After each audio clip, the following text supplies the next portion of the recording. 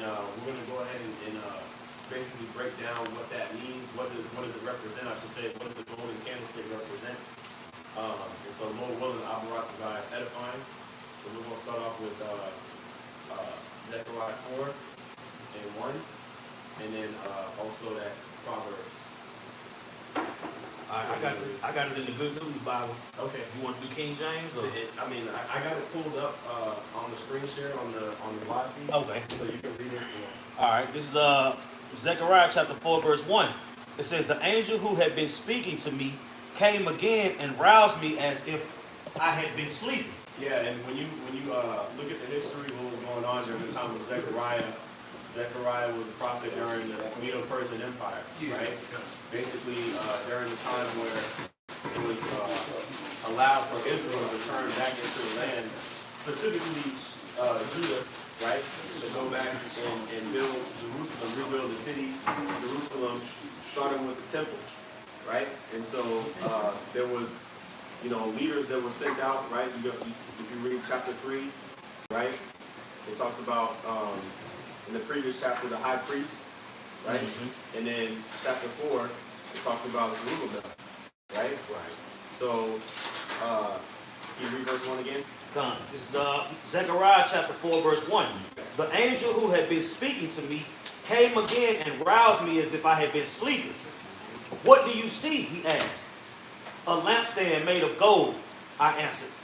At the top is a bowl for the oil. On the lampstand are 7 lamps, each one with places for 7 wicks." Yep. So when you look at a lamp or a lantern back in the ancient world, you did have candles, right? But you also had lamps, with oil being the supplier of fuel for the lamp, for the fire to continue to burn. Okay, so that's how it was set up. And basically, the candlestick represents the truth, right? Can somebody get that Proverbs 6 and 23? And then also somebody can hold Matthew 5 and 14. This is Proverbs 6 and 23. "For the commandment is a lamp, and the law is light, and reproofs of instruction are the way of life." Right. So it talks about how the commandment, the law, statutes, and commandments, ultimately this knowledge and this truth is a lamp. Okay? It's likened unto a light that shines forth, and we use this light to basically edify the rest of the elect, right? Which we're going to get into chapter 5. Okay, but before we do that, can you read verse 2 again in that Zechariah Come. It says, "What do you see?" he asked. "A lampstand made of gold," I answered. "At the top is a bowl for the oil. On the lampstand are 7 lamps, each one with places for 7 wicks." Yep. And also, too, gold represents what?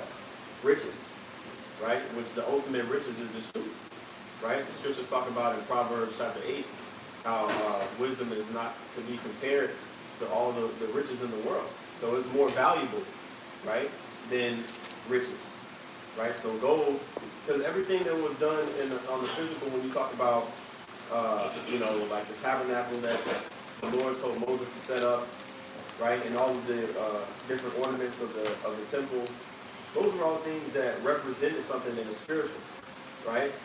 So when you go into Exodus chapter 25 and it talks about that, these all have spiritual symbolic meanings, okay? And that's pretty much what we're going into right now. This is a vision that Zechariah saw, and what he's looking at, or what he's seen at the time. And the angel, we're going to get into it, the angel asked Zechariah, "Hey, do you know what this means? You know how to break this down?" He didn't really know. He didn't really know what it symbolized, right? And so, over the dispensation of time, the Lord has allowed the Spirit, right, to come out and basically give the edification.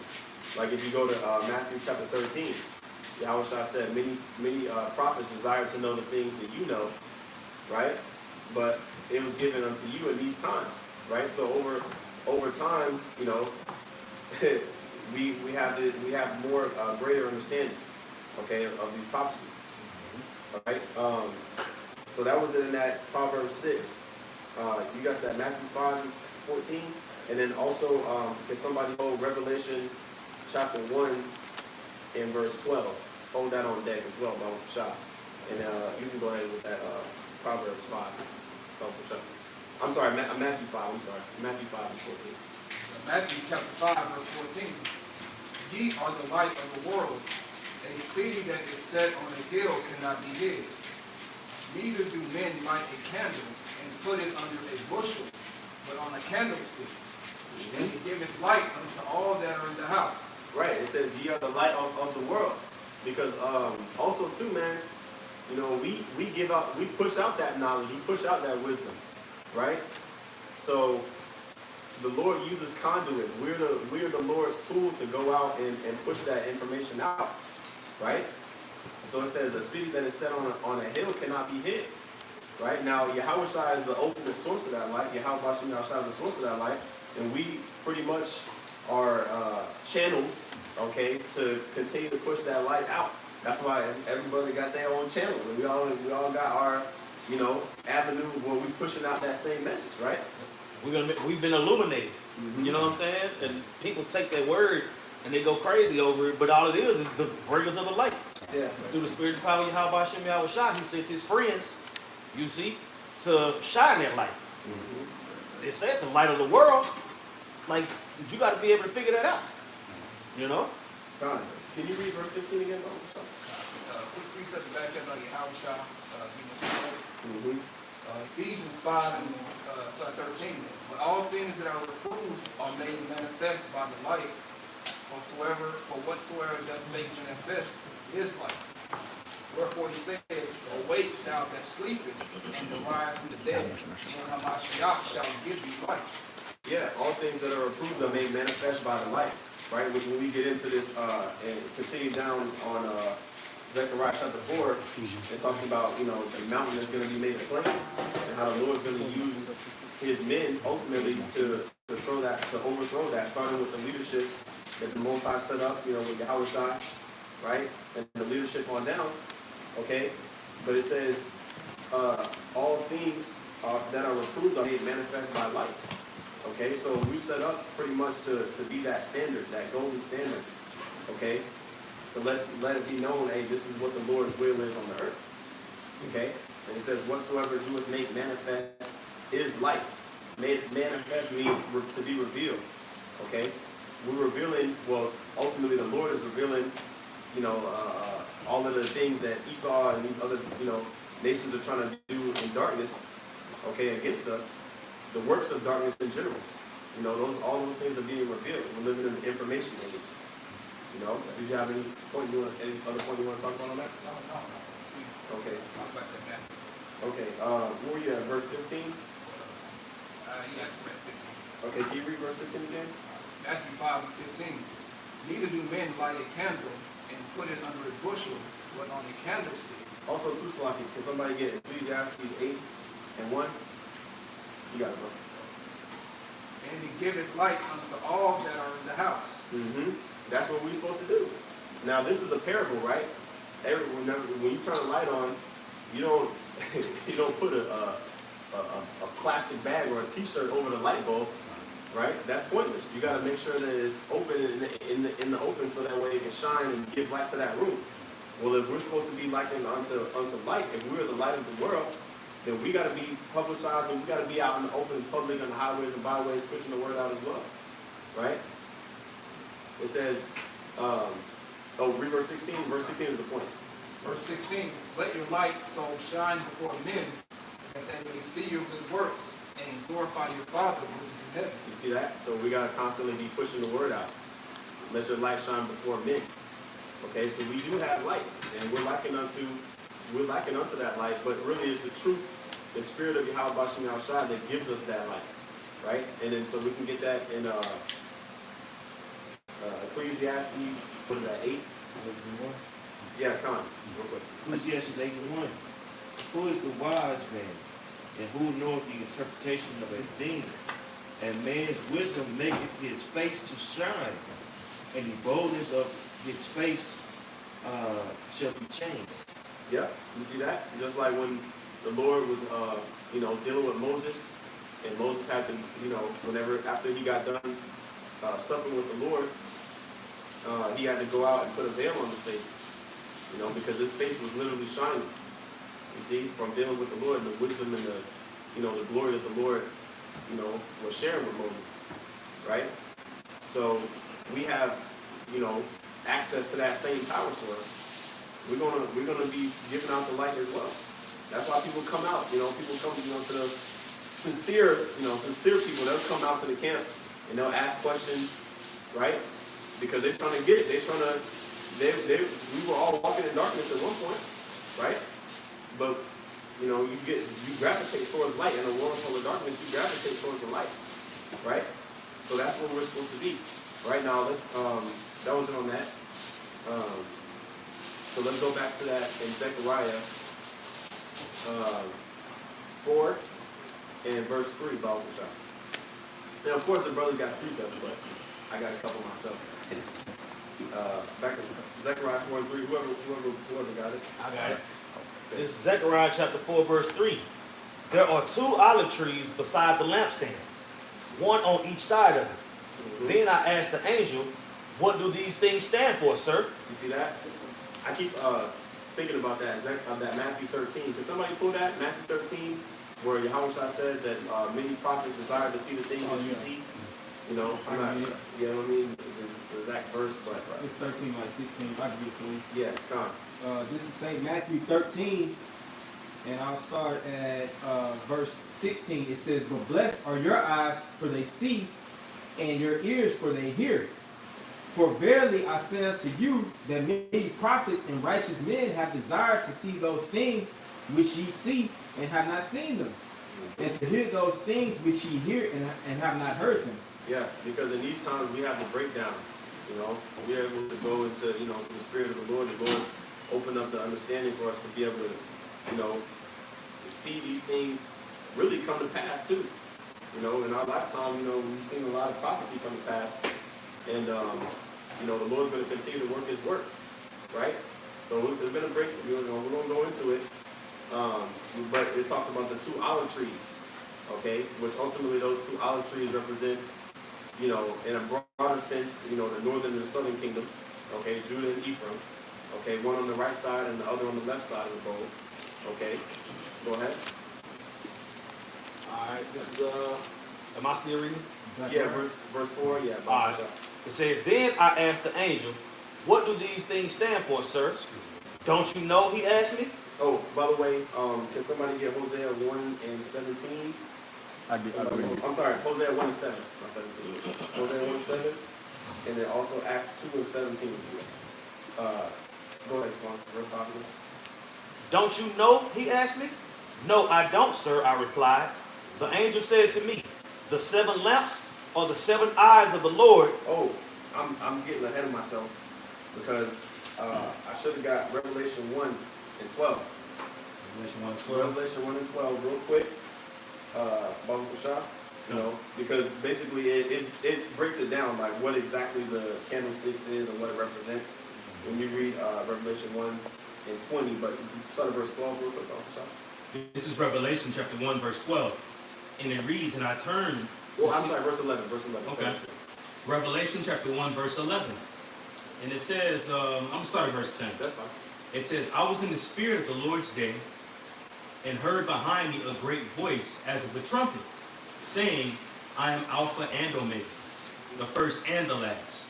And what thou seest, write in the book. Yep, these are the words of Yahushua, right? Yahushua appeared to John the Revelator, and said, hey, look, these visions that you're about to see, write it in the book, right? Go ahead. And send it unto the 7 churches which are in Asia, unto Ephesus, and unto Smyrna, and unto Pergamos, and unto Thyatira, and unto Sardis, and unto Philadelphia, and unto Laodicea. Now, question. Was this the sum totality of every single church that existed at that time? No. Of course not, right? So, but what it represented was ultimately the leadership, the core hubs of the church at that time. Now, in these times, the majority of the churches we're talking about the believers of Yahushua are not located in these cities, right? We're now in Babylon the Great. So these churches represent ultimately the believers, okay? The believers in Yahushua, okay? And there's 7 churches to obviously 7, represents completion, right? So it's the complete number of churches. The true body of believers. Right. You know what I'm saying? You gotta put that out there. Right. Okay, now key point here, verse 12, and then we're going to drop down verses 12, 13, and then we're going to drop down to verse 20. This is back in Revelation chapter 1, verse 12. And I turned to see the voice that spake with me. And being turned, I saw 7 golden candlesticks. And in the midst of the 7, Yeah, and we just broke down what the 7 golden candlesticks represent. Represents the truth. Okay. Okay, and the riches that the truth brings. Go ahead. God. It says, verse 13, and in the midst of the 7 candlesticks, one like unto the Son of Man, clothed with a garment down to the foot, and girt about with the paps, with a golden girdle. Right, so it talks about how Yahushua is in the midst of the 7 candlesticks. Okay, because the truth resides with who? His men, the church. Right? So it's not just the truth and then nobody has it in these times. We have the truth. We have what Yahushua said, the kingdom of heaven is within you, which is the word. Right? So Yahushua says he's in the midst of the 7 candlesticks, right? Now let's drop down, to verse 20. God. Verse 20. The mystery of the 7 stars, which thou sawest in my right hand, and the 7 golden candlesticks. The 7 are the angels of the 7 churches. Right, because every church has a angel, the angels camp around about those that fear him, right? So there's angels watching over in the spirit that, watching, recording things, lessons, all the, spiritual work that's being done, reporting back, right? Go ahead. Come. It says, and also too, you have the heads of these camps that are likened to them as well. In this context, like Timothy being the head of Ephesus and such like that. So also in a sense going into that too. You know what I'm saying? The churches and their leadership and the leadership of the organizations. But it says, going back to it, the mystery of the 7 stars which thou sawest in my right hand, and the 7 golden candlesticks. The 7 stars are the angels of the 7 churches, and the 7 candlesticks which thou sawest are the 7 churches. See that? So the candlesticks represent the churches. Now, there's 7 candlesticks. Does that mean there's only 7 camps? No. It just means overall 7 obviously is a number of completion, right? And, back when we go back to in Exodus 25, the Lord told Moses to make those 7 candlesticks, but it was all connected into one, right? And so that's ultimately completion, okay? Now, can you read chapter 2, verse 1, and then go back to what? This is Revelation chapter 2, verse 1. Unto the angel of the church of Ephesus write, these things saith he that holdeth the 7 stars in his right hand, who walketh in the midst of the 7 golden candlesticks. You see that? So what does the scripture say? When 2 or 3 are gathered together in my name, there am I. Right? So ultimately, there's more than 7 churches, but again, that represents the body of Yahushua. So that was the point on that. Before we continue on, now I think we were at verse 6 in Zechariah 4. Yep.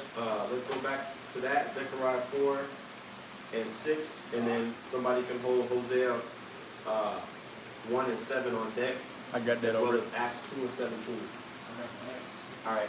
Yeah, I got Jose. All right. Let's read verse 6.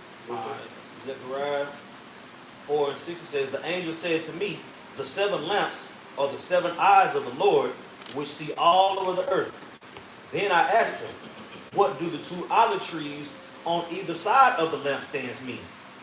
What is the meaning of the 2 olive branches beside the 2 gold pipes? I'm sorry, what verse are you in? Verse 6. Verse 6? That's verse 6, right? Yeah, I started at 6. Okay.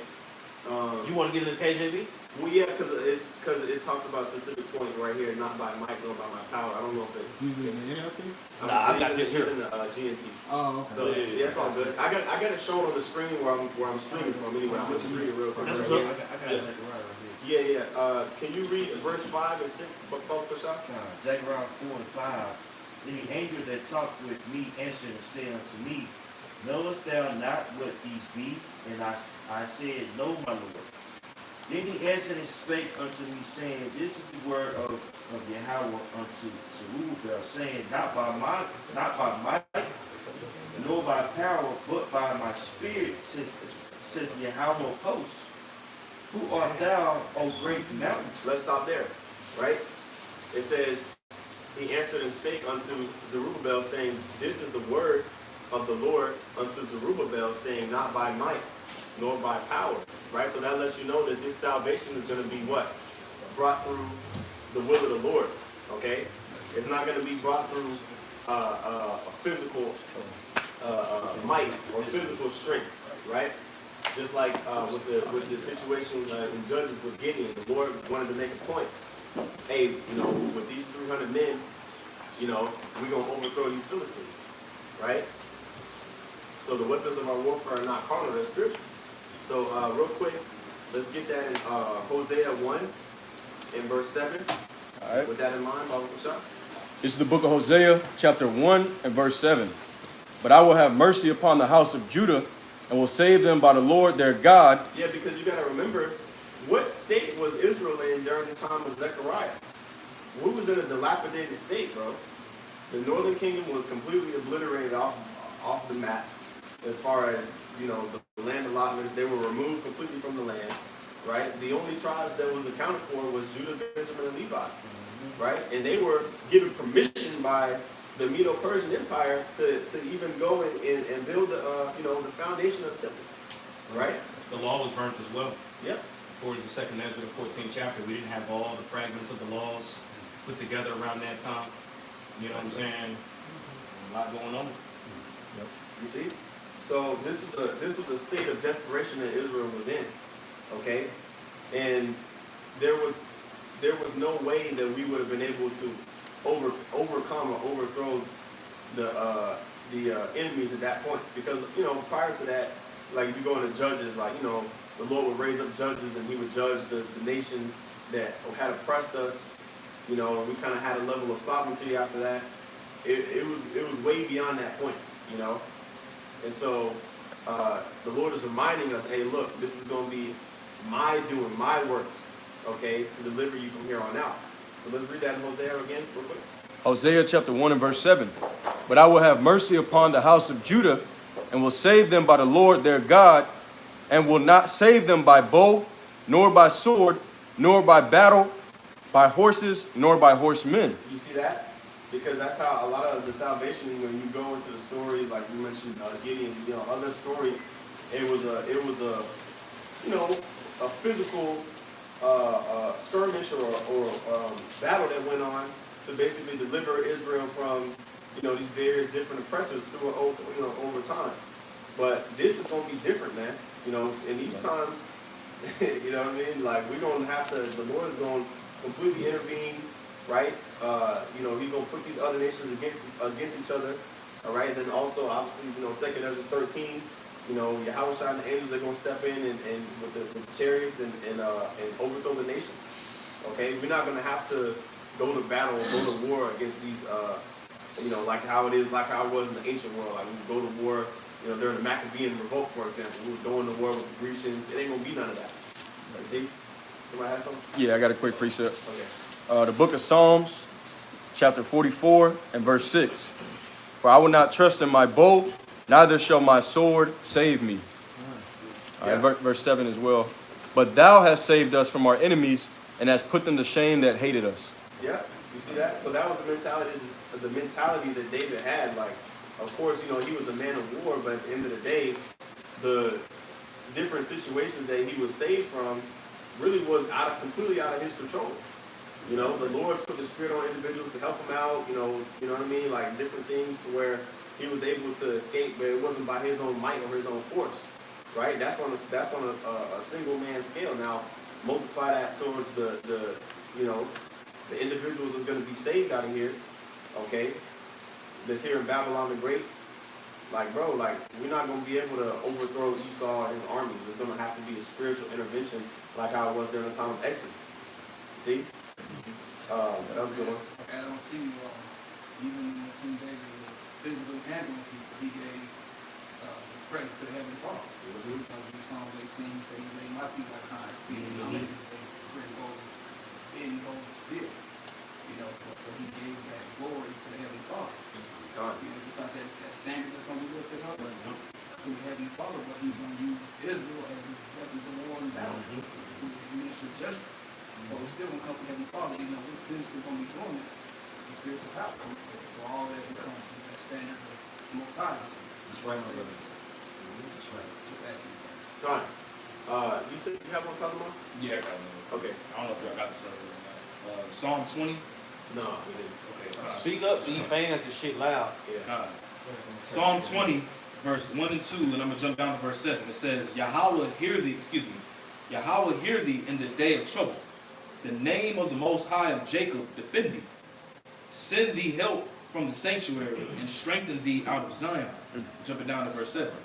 Some trust in chariots and some in horses, but we will remember the name of Yahweh our power. Yeah, that's the thing. A lot of individuals, like what we just saw with the election, they believe in Esau, okay, or the system that they set up. You know, they want to devote themselves to the system that Esau set up to deliver them, right? Because ultimately that's the faith that they have, right? But we have faith in Yahweh Shem Shah. That's what we have. There's no reason for us to devote ourselves to another entity, right? To accomplish whatever we want. You know, ultimately everything it comes down to what the Lord wants, okay? And we submit ourselves to His will, okay? So going back to that Zechariah, we were at verse 6, right? There was one more precept, Acts 2 and 17. Can you read Zechariah 4 and 6 one more time, both the shot? Yeah. And then we'll get that Acts. Zechariah 4 and 6. Then he answered and spake unto me, saying, This is the word Yahweh. This is word of Yahweh unto Zerubbabel, saying, Not by might nor by power, but by my spirit, saith Yahweh of hosts. Right. So again, this is not something that, you know, we're going to be able to control, or something that we're going to be able to say, oh, it was done by our might, okay? It's done by the Spirit of the Lord. Everything, all the prophecies leading up to this point that we're in right now is all by the Spirit of the Lord, by the will of the Lord, okay? I had another one real quick. Okay, You go don't ahead. mind? Just No, back go on ahead. what you just said. And then we'll get that. I got that. Yeah. 2 Corinthians chapter 10, verse 4. It says, For the weapons of our warfare are not carnal, but mighty through the Most High to the pulling down of strongholds. And that's straight to the point. You know, it says that the weapons of our warfare are not carnal, but they're mighty. You know what I'm saying? So at the end of the day, as we read in Zechariah the 4th chapter, it says, not by power, not by might, nor but by my spirit. We understand and know, like, the words that we speak, they bring forth power. It comes through Yahweh Shai. That's right. You know, there's a scripture somewhere in the Apocrypha where it says that a word breaketh bones or something along those lines. You don't got to get it, but Yeah, you know. but if you come with the faith of a mustard seed, your word will be able to move mountains. Right. What does a mountain represent? I always wonder, like, man, you gonna tell a mountain to move over here? That's talking about the governments that ultimately what we're preaching right now is letting these elites know that their government, their mountain, okay, that's just gonna be overthrown, okay? And we're ushering in Yahweh Shai's presence every time we, invoke that, okay? Now, with that in mind, let's go to that Acts 2 and 17. You can read verse 17 and 18. Yep, this is Acts 2 and 17. It says, And it shall come to pass in the last days, saith the Most High, I will pour out my spirit upon all flesh, and your sons and your daughters shall prophesy, and your young men shall see visions, and your old men shall dream dreams. And on my servants and on my handmaidens I will pour out in those days of my spirit, and they shall prophesy. You see that? And that's what's going on right now. Okay? The Lord is pouring out His Spirit, okay, on His men. And even on some sisters, that, to tell to their husbands or tell to their families for the dream to be interpreted. Which is proof that this doctrine comes from the heavens. You know, what's that in the Apocrypha? Wisdom of Solomon, somewhere where it talk about the spirit and the influence. Hebrews 9 and 17. You know what I'm saying? I mean, It's a good precept. You know, we can bring it out. So Wisdom of Solomon 9:17. Yeah. Send out from that throne or something along those lines. It says, how can I know the counsel of the Lord lest the Holy Spirit come down and give it to you? Something to that effect. You know? So the point is that the Lord is basically pouring that spirit upon us, man. So that way we can, you know, wake up. We can come into a high level of understanding. That's all by the spirit of the Lord, as it talks about in verse 6, back in Zechariah 4. Right? Now, somebody can get Zechariah 4 and 7. Zechariah 4 and 7. Who art thou? Oh, I'm sorry. We read verse 18. Yeah, okay, keep going. Yeah. Who art thou? I'm sorry about that problem. I'm not sure. No, I just want to make sure we get this precept ahead of time. Revelation 17 and 18. Somebody can hold that. Also Jeremiah 51 and 25. I got Jeremiah. Revelation 17, 18. Yeah. Who art thou, O great mountain?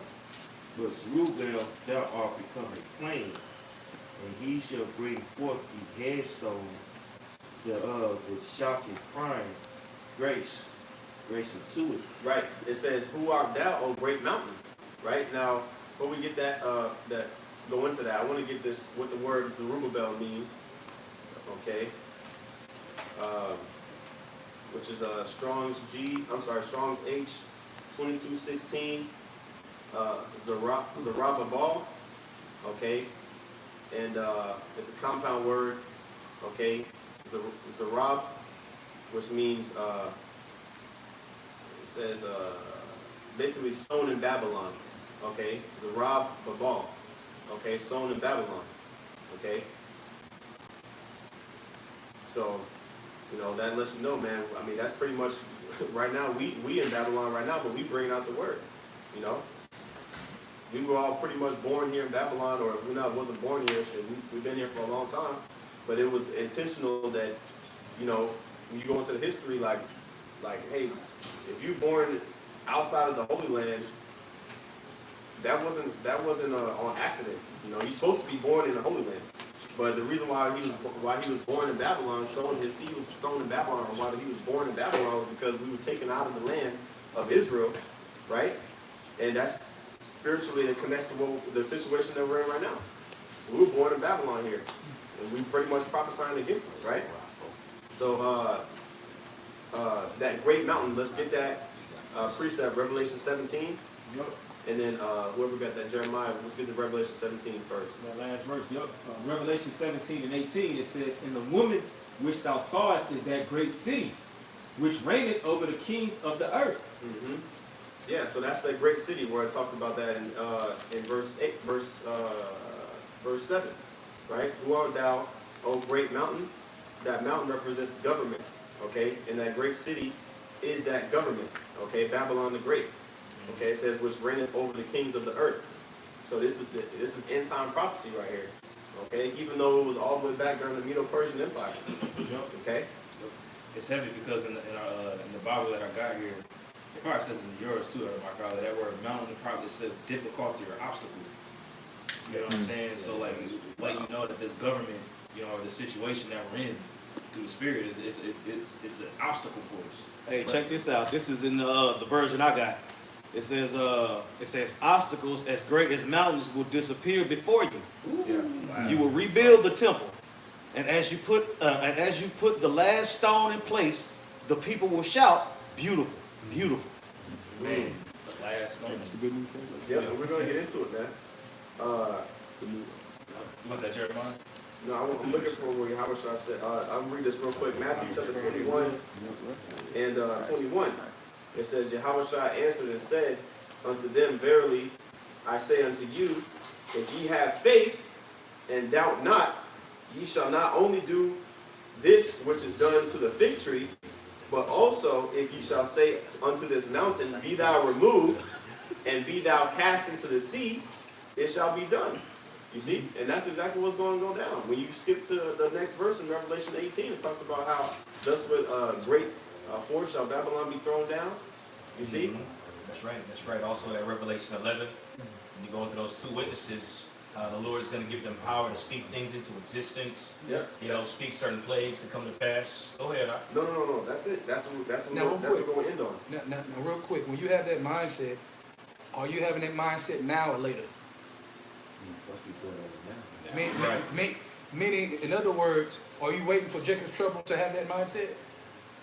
Shoot, supposed to have that mindset. You don't know how you can pay your bills. We going into Jacob's trouble, praising the Lord. That's it. Just like the three holy children.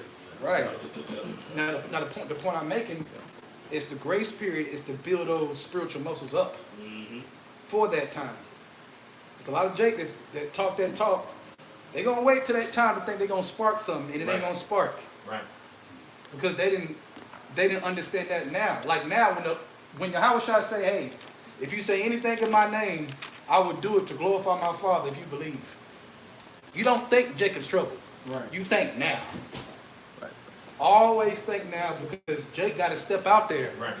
and trust the Lord and watch him work before the big working, meaning the end, Jacob's trouble, the worst time in history. So we always got to keep that in our mind, because there's things we can do now that will blow your mind that you haven't even thought about, because you're not in the spirit of what the word is saying. Go ahead, Doc. Con, can somebody read verse 7 again? Zechariah 4:7. Who art thou, O great mountain? Before Zerubbabel thou shalt become a plain, and he shall bring forth the headstone thereof with shouting, crying, grace, grace unto it. Right. So again, who is that? Who is that? That great mountain.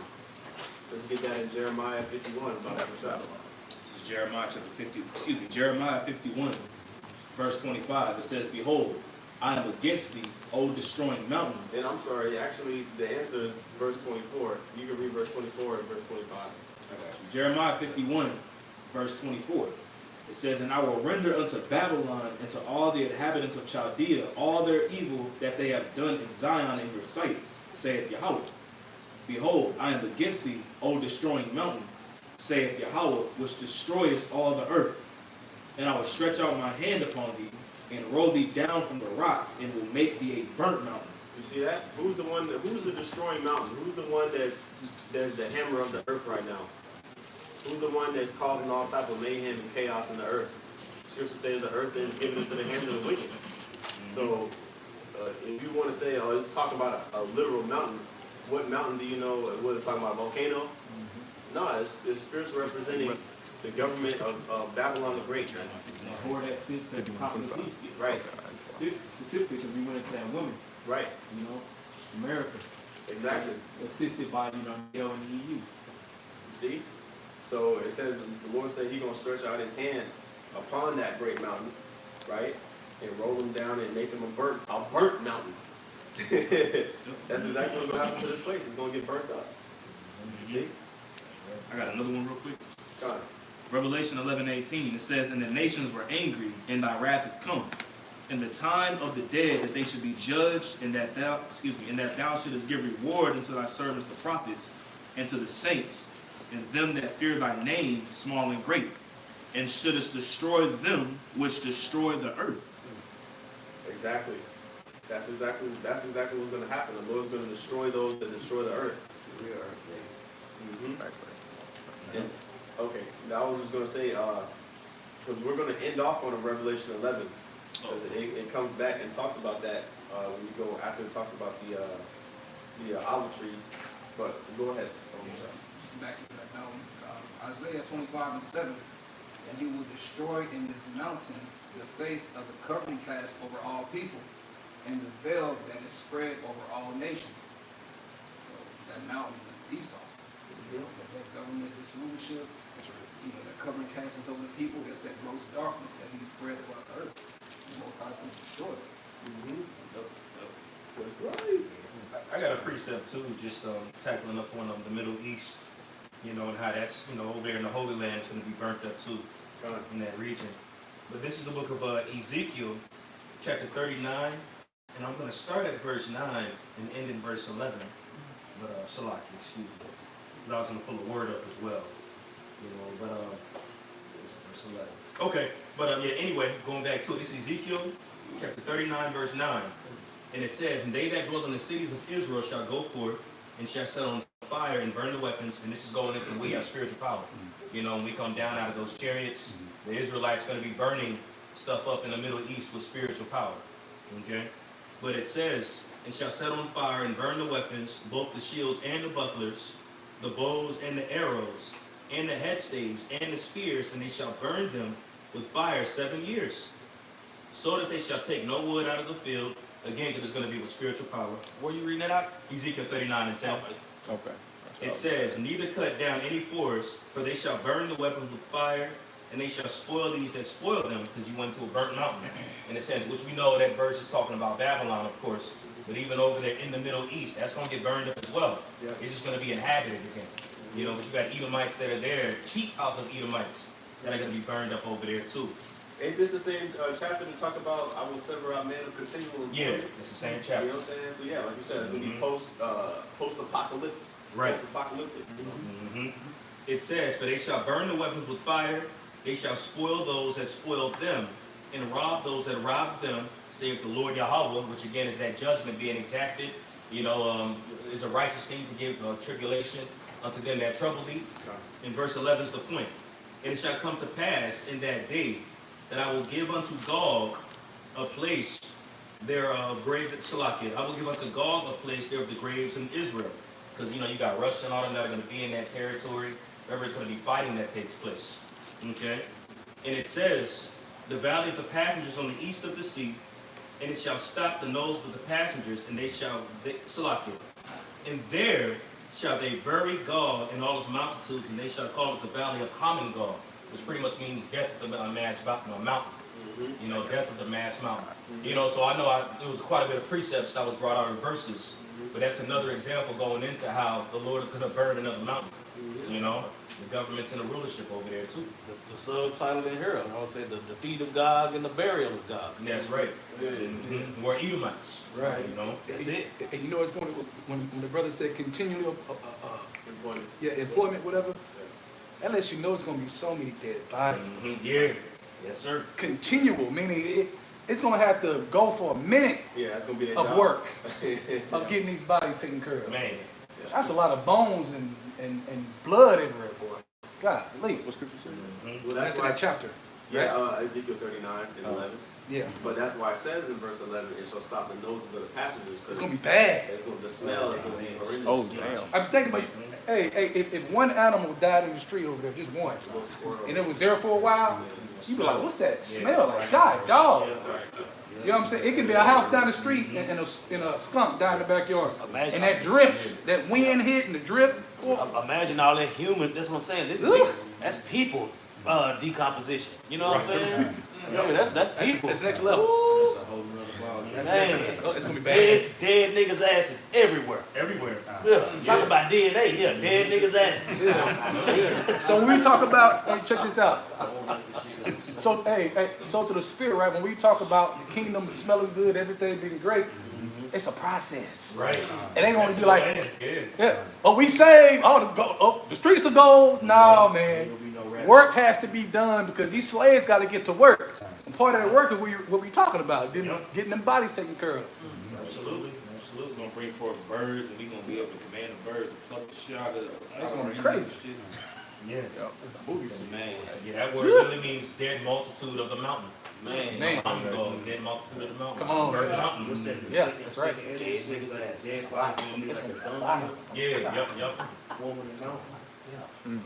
Crazy. Yeah. Ezekiel 39 and 11. Hey, man, I bring out a precept. Yeah, come on. And then after that, we'll go back to that Zechariah. Okay. Go ahead, bro. All right, the book of Psalms chapter 110 and verse 5. The Lord at thy right hand shall strike through kings in the day of his wrath. He shall judge among the heathen. He shall fill the places with the dead bodies. He shall wound the heads over many countries. Oh, perfect. Speak on it, brother. Oh, yeah. So as it says, man, when the Lord comes back, all right, he's not coming back with sunshine, rainbows, kisses and hugs, lollipops, cupcakes, none of that. It said he coming back to strike the kings of the earth, all right, to fill the courts with dead bodies. So that's what he's coming back to do, man. All right. That's right. Yep. That was Psalms 110 and 5 and 6. Hard. That's hard right there. Yeah. Yep. The KJV. Worms and vultures will be having a feast. Man. So So let's go back to that real quick, Zechariah 4, and the second part of verse 7. Now we're gonna break that down. You can just start from the top of it. Okay. And then and I'm sorry, go real quick. We read Jeremiah 51 already. Okay, so now we're gonna get Psalms 118 and 22, and also 2nd Ezra 2 and 31. Go ahead. Yeah. Zechariah 4 and 7. Who art thou, O great mountain? Before Zerubbabel thou shalt become a plain, and he shall bring forth the edged stone thereof with shouting, saying, Grace, grace unto. Yeah, and again, man, Zerubbabel, you gotta, if you're spiritual, you know that's King David coming back in the reincarnation, right? And ultimately, the house of David is going to be used to usher in Yahushua, right? And establish, Yahushua is going to establish his throne through that house, right? So, the Lord gave Peter the keys, right, to the kingdom. So guess what? That same spirit, okay, we believe through King Mashah, right, has been pushing the truth in these times, man.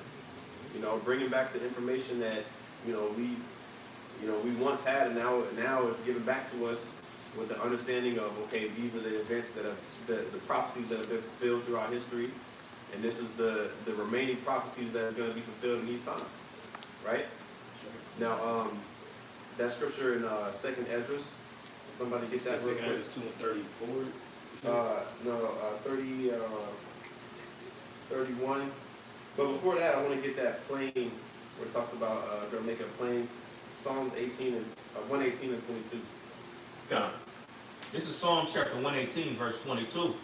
And it says, the stone which the builders refused, the stone which the builders refused is become the head stone of the corner. Yep, you see that? Verse 23. This is the Lord's doing. It is marvelous in our eyes. You see that? So ultimately, the Lord is using Yahushua to overthrow this great mountain. Okay? And who was that headstone? Yahushua. Okay? It says, he shall bring forth the headstone thereof with shoutings, crying grace, grace unto it. Right? Yahushua is that headstone. Now, real quick, 2nd Ezra, whoever got that one, 2nd Ezra 2 and 31. Second Ezra chapter 2, verse 31, it says, Remember thy children that sleep, for I shall bring them out of the sides of the earth, and show mercy unto them. For I am merciful, saith the Lord Almighty. You see that? Grace. Grace unto it. The Lord is going to remember the children that sleep, because everybody that was alive during the time that this book was written, they all passed away, right? And became reincarnated, okay? And that's ultimately what? It lets you know that we're in those times, the same thing, the same individuals that were back then during the times of, but this is something that you gotta believe. If you don't believe it, then that's on you. That's why Yahushua said, if you can't, if you can receive it, because some people can't receive the spiritual saying. You gotta have a level of faith, It says, read verse 31 and 32. This is 2nd Ezra chapter 2, verse 31 and 32. I read verse 31 again. It says, Remember thy children that sleep, for I shall bring them out of the sides of the earth, and show mercy unto them. For I am merciful, saith the Lord Almighty. Embrace thy children until I come and show mercy unto them. For my wells run over, and my grace shall not fail. See that? So again, man, all right, the Lord set it up to where, the grace is a key aspect. That's how we get back to Yahushua, or to the Most High, through Yahushua, right? Through that headstone. Okay, that's the mercy that the Lord set up. Also, Revelation 14 and 13. Somebody can get that one real quick. I'll grab it. All right. Revelation 14 and 13. It says, And I heard a voice from heaven saying unto me, Right, blessed are the dead which die in the Lord from henceforth. Yea, saith the Spirit, that they may rest from their labors, and their works do follow them. You see that? Their works do follow them. Those that rest, those that sleep, okay, their works are not forgotten, because they died in the works, doing the works of the Lord. We're talking about generations of work that was done, even though you think of like inheritance being something that you directly receive the benefit from, you know, the previous generation. But we have a spiritual inheritance that of our own works throughout all of the lifetimes that we've been doing the work of the Lord, dying in the truth, to where this, like it says, and their works do follow them. And even in this life, especially in this lifetime, in this lifetime as well. Okay? Blessed are those are the dead which died in the Lord from henceforth, from the time, which has always been, they've always been blessed. But it was a decree from the time of where this was written, Revelation, right, all the way up until now. You see?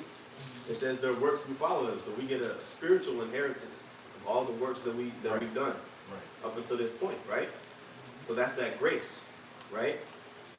Let's go back to that Zechariah 8. Zechariah 4, I'm sorry, 4 and verse 8. I'm sorry. Zechariah 4 and 8. Moreover, the word of Yahweh came unto me, saying, the hands of Zerubbabel have laid the foundation of this house. His hands shall also finish it. And thou shalt know that Yahweh of hosts hath sent me unto you. You see? So again, the foundation of the house was, of the house specifically, like the second temple, right, was, you know, set up under Zerubbabel's authority. But on the spiritual side of things, again, just let you know, we are a spiritual house, man. We're built up under the, you know, basically the spiritual temple that through Yahushua, you know, we're going to be able to offer up those spiritual sacrifices acceptable to the Lord. Okay? Even when, you know, Yahushua was on the scene and you had the scribes and Pharisees boasting in how glorious the second temple was, Yahushua was like, man, this temple is going to be torn down in 3 days and built back up. Even though Yahushua was talking about his spiritual, I mean his physical body, right? His temple, the second temple actually was torn down. It actually was destroyed, right? Now what? Now how do we get to the Lord, right? So it, you know, it's the spiritual representation of it is far greater than the physical things that were done at that time. Okay. Okay, yeah, go ahead. Okay, this is 2 Corinthians chapter 5, verse 1. It You said says, 2 Corinthians 5? Con. I'm gonna make sure I put it up on the screen. Okay, Con. Yeah. Okay. You got it, brother. Go Okay, ahead. Con. All right, this is 2 Corinthians chapter 5, verse 1. And it reads, for we know that if our earthly house of this tabernacle were dissolved, we have a building of Yahweh, and a house not made with hand, eternal in the heavens. That's right. You see? So this is again, like, what is that in 1 Peter chapter 2? The spiritual house is being built up. You know, our earthly house or our earthly body is the physical body and flesh that we have. Okay, but we have a house not made with hands, which is our spirit. Okay, that's really what counts and what matters the most. All right, so we're almost done here in Zechariah. Let's finish this. We had verse 10. Yeah, Bible shot. Zechariah 4 and 10. I'm sorry. Did you read the part? Okay, yeah. Go ahead. Go ahead. For who has despised the day of small things? For they shall rejoice and shall see the plummet in the hand of Zerubbabel with those 7. They are the eyes of Yahweh which run to and fro through the whole earth. Yep, like how we talked about earlier, those eyes representing the angels, right? That's watching over the, over the church, over the body. Okay, but what's the day of small things? Anybody know? Well, it says, who has despised the day of small things? Ultimately, the feebleness and the meekness of the situation that we were in at that time, right? If you despise Zechariah chapter 1, the first chapter, you know, he that touches you touches the apple of the Most High's eye. Because we're feeble, we're very susceptible to being, I mean, especially at that point, look at the situation we were in, like we talked about earlier. Like, we literally had a sword in one hand and, a building tool in the other hand, trying to rebuild the wall, while the other nations were trying to impede us from just getting back establishing ourselves, right? So these are foundational roots that, you know, the Lord made sure that they got planted in. Okay, because if this didn't happen, if we didn't return back into the land and try to get back with the Lord, you know, all the events that followed, like look at the Maccabean revolt, look at Yahushua, you know, basically, you know, all the ministry that he did, like there was Israelites in that area, right? So this was key. This was a key event, a key time in history. Okay, that, you know, basically when the Lord set it up, you know, that allowed for prophecy to continue. Okay, and you can look at it in these times too. You know, we're feeble. Fear not that worm, Jacob. We're very susceptible to anything happening out there on the highways and byways. And if you despise these times today, the Lord is going to say, hey, He's not going to vouch for you when it's time, you know, to actually reap what we've been sowing. You see? So it says, for they shall rejoice and shall see the plummet in the hand of Zerubbabel with those 7. Right? Who are the ones that's going to rejoice? Those that's been putting in the work. And a plummet is basically a measuring device for when you build in, you know, specifically like a foundation. A plummet would be used to, like to determine the angle. Make sure you have a right angle, so that way when you're building a wall, it's not leaning too far in or too far out. So it would be like a pole with a string, and that's how you would see. Okay, you build the wall according to this plummet. Make sure it's at a 90-degree angle. When you place the beams that hold the house up too. Make sure it's level. Make sure that foundation is solid. Right? Okay? I got a precept. Go ahead, bro. Real quick. Because when it says that they, because I remember Elder Prophet Mama broke that down a while ago, but that they is meaning like the Lord and the angels. You know what I'm saying? It says that they shall rejoice when they see that the plummet in Zerubbabel's hand. 1 Peter chapter 1, verse 12, it says, and I'm reading this in the NLT, it says, they were told that their messages were not for themselves, but for you. Talking about the message of the gospel. And now this good news has been announced to you by those who preached in the power of the Holy Spirit sent from heaven. It is also wonderful that even the angels are eagerly watching these things happen. That's 1 Peter 1, right? See, What version is that? That was in the NLT. First Peter 1 and 12. You know, so even the angels, you know, the angels in the, you know, in the perfect state that they're in, you know, they seeing us, you know, they're looking at us, you know, and doing this work. You know, we're in these feeble bodies and this flesh through as hell, still transgressing and sinning, but still through the Spirit fighting. Because really it's the angel, which is the Holy Spirit, that gives us the power to continue. Right. So even though, you know, the scriptures talk about how the angels were in there, you know, we were angels in our first state when we fell down into these chains of darkness, being in this flesh. So even the angels are looking at these prophecies come to pass and like, wow, you know what I'm saying? Like they, you know, they doing it. So they're eagerly even watching there, and they're eagerly waiting to see Yahushua return, because Yahushua doesn't know the day. So when the Lord gives that green light, and Yahushua gets that green light to come and destroy this mountain, as what the priests are now going into, even the angels are desiring for that day too. You know, they're desiring to see the glory of the kingdom as well. You know, not that they're you know, sinning or that they're in distress or anything like that, but they're desiring to see the prophecies be fulfilled as well. Yeah, on earth as it is in heaven. Got a precept for you real quick too. Back door in that one. You know, the one you brought out, Tassimo. Hebrews 12:1. Wherefore, seeing we also are compassed about with so great a cloud of witnesses, let us lay aside every weight and the sin which doeth easily beset us, and let us run with patience the race that is set before us. You know, so part of that cloud of witnesses is also the angels as well. You know, not only your brethren that are around you, which applies with that too, but also our brethren that are in the heavens rejoicing, you know, as they see us fighting and putting off the flesh. You know. Really? All right, so let's go back to that. I think the last verses 12 or verse 11. Yeah. Zechariah 4:11. And the last one we're gonna hold Proverbs 21:20, and then Matthew 25:1. You gotta go. Then answered I and said unto him, what are these 2 olive trees upon the right side of the candlestick, and upon the left side thereof?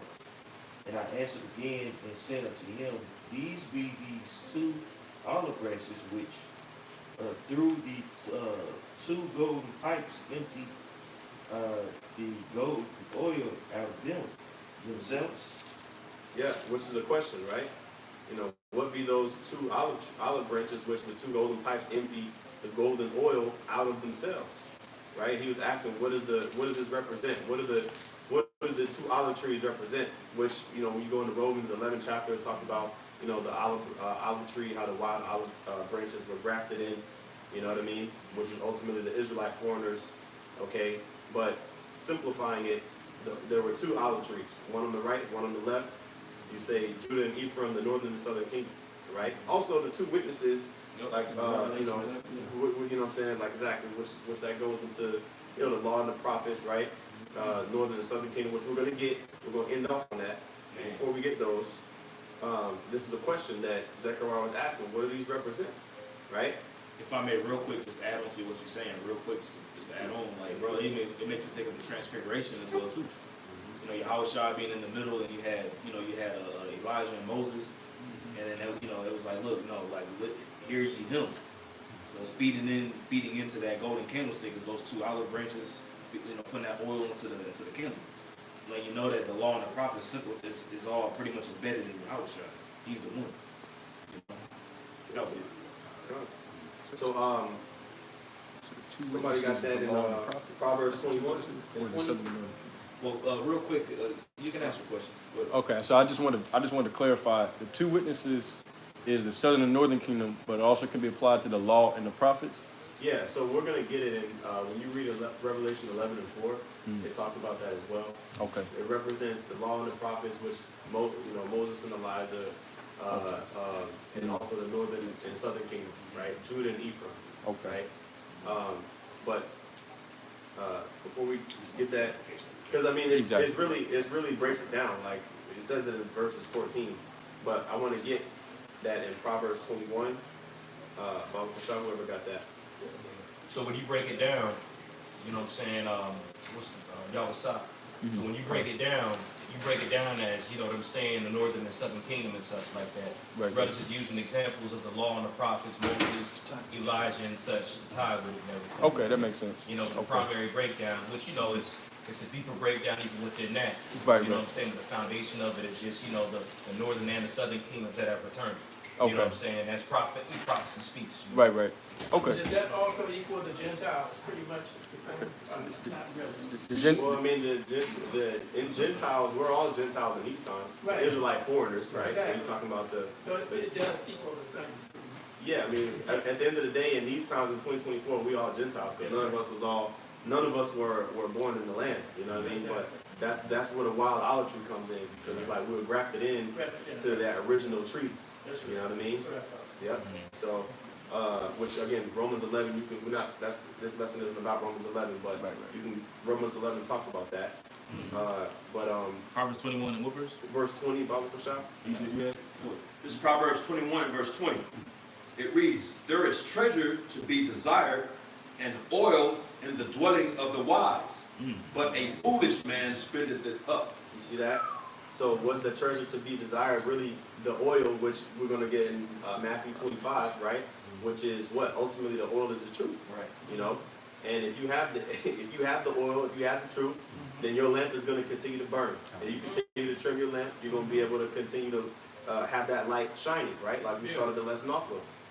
Now you can connect that with wisdom of Solomon, not wisdom of Solomon, in Isaiah when it speaks about wisdom and knowledge shall be the stability of thy times, and the fear of the Lord is his treasure.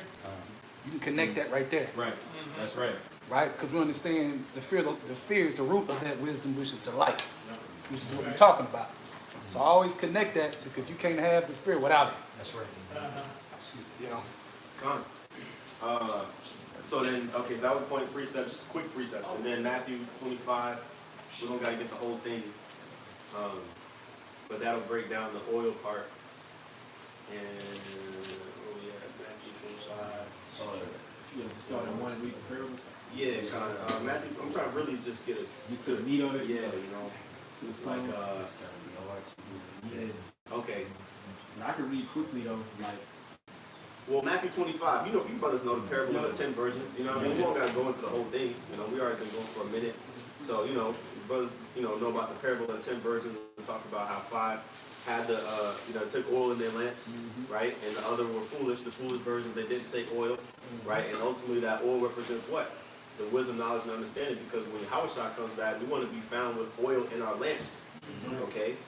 It says other foolish versions, they're going to add, they're going to be asking of the oil because their oil is going out. They're not going to have the understanding. Right. No, hey, no faith, no fear, no trust, no belief. That's what they didn't have, which represents that oil. You know what I mean? Right, that's right. So going back to this in Zechariah, we can read verse 13 and 14, and then we'll close out on Revelation 11 and 4. Zechariah 4, verse 13. He answered me and said, knowest thou not what these be? And I said, no, my Lord. Then said he, these are the two anointed ones that stand by the Lord of the whole earth. Right, so that two anointed ones, which only the elect are going to get the oil, man, at the end of the day. You know, that's why, people, they at one point or another, they may have it, and then it gets dried up, or they don't have foundation or root within themselves, so the Lord takes it away. Whatever happens, you want to be found with oil in your lamp when Yahushua returns, when the bridegroom returns, so that way you're not shut out from the wedding chambers. Right. Now, real quick, now, what did he say? He said, when I come, shall I find faith on the earth? Surely that's part of the oil right there. The Holy Spirit that King David prayed that the Most High take not from us. When we read in Psalms 51, Yep. That's the kind of the song total. It encompasses everything: the Holy Spirit, the fear, the faith, all that. That's right. That's right.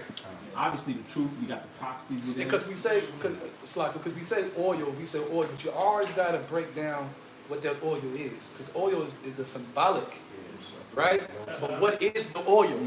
So you always got to dig in, because you get used to just hearing oil, and not gripping on the details of that.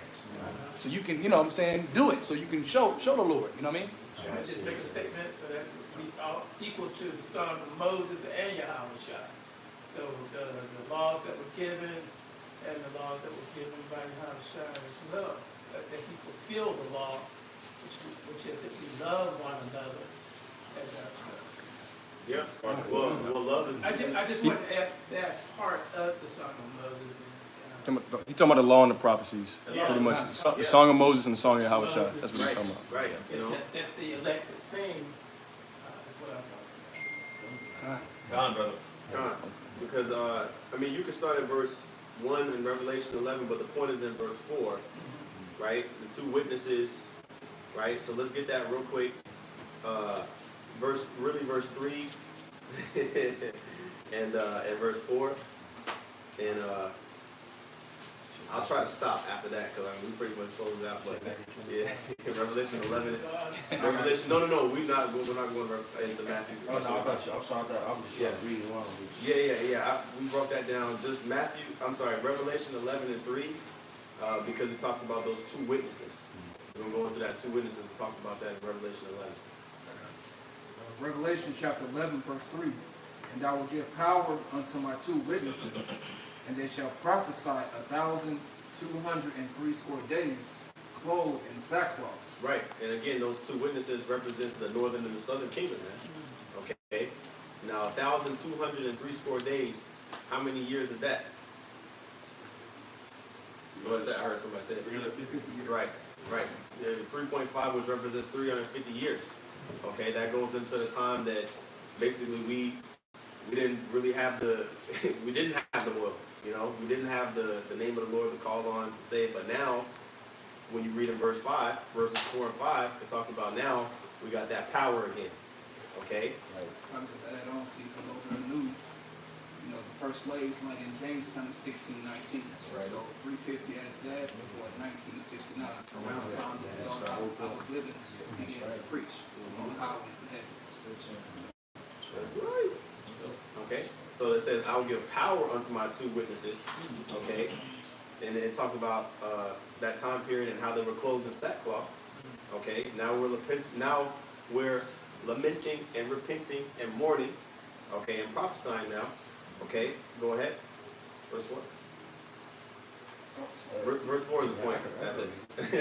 Well, you said that too, on the sackcloth part, where you said where we prophesying, the sackcloth you said? No, it's clothes and sackcloth. That was pretty much us being in slavery that whole Yeah, time. yeah, Right, you know what I mean? I just wanted to make sure I understood. Yeah, no, clothes and sackcloth, because sackcloth represents what? Yeah. Sackcloth and ashes, you know what I'm saying? You know, you're atoning for your sins, you know, you're repenting. You know, but now we're teaching, okay, in these times now, right? Which verse 5 talks about that, but let's read verse 4. Verse 4. These are the two olive trees and the two candlesticks standing before the Most High of the earth. Right, so that's a clear breakdown. Okay, ultimately, that's the spirit that has been given back to us in these times. And it talks about, you know, if any man will hurt them, fire shall proceed out of their mouth. So we prophesying what's going to happen to these people for what they've done, right? For all of the transgressions that they've committed, okay, touching the apple of the Lord's eye, they're going to have to pay for that. You know what I mean? Yeah, and the earth is literally changing. You know, after our prophecy, as we're, you know, starting with Abba Bivens over to today, the world is literally reacting to what we're saying right now. You know, brothers speak on things and they actually happen and we see it. You know, so it's power within that, you know. Yep. So yeah, that was the end of the chapter. Brothers have any other points or anything? Hey, Lord willing, Abaratazah, this is edifying. With that, we're going to give all praises, honor, and glory unto Yahweh. Yahweh, Bahashem, Yahushai, Bahashem, Rakakwadash. Double honor to the apostles and elders of the millstone, and peace and salutations to the elect. Shalom. Shalom. Good job, man. That was good.